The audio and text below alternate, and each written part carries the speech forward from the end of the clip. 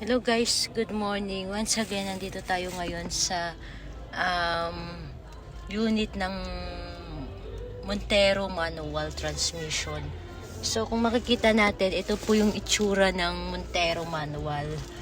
Yung dashboard niya, ganyan po, bilog. Unlike sa Black Series po, digital po yung kanyang metal cluster. Tapos, ito po yung kanyang steering wheel.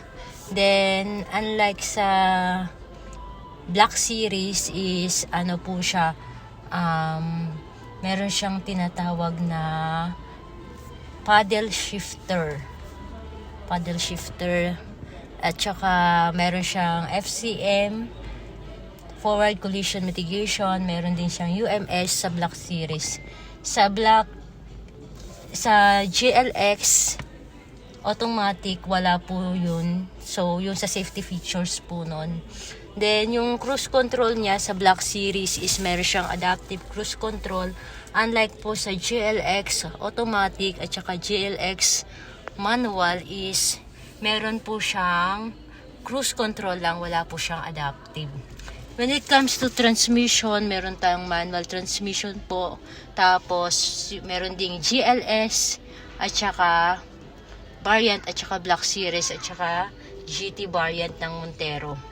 Kung titignan mo yung infotainment system, ganyan po siya. Then, unlike sa ating mas magandang variant po is maganda po yung niya po, ganyan po. Then, kung titignan natin, so napakaganda po ng unit ng Montero.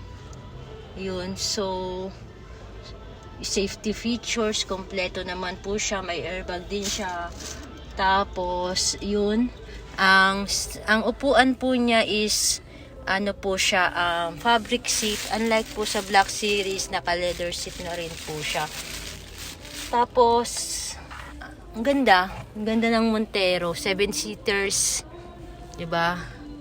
Ayun, sobrang ganda ng Montero. Tapos, kung titignan mo siya, sobrang ang ganda ng ambience dito sa loob. 'Di ba? Sobrang ganda talaga ng Montero natin.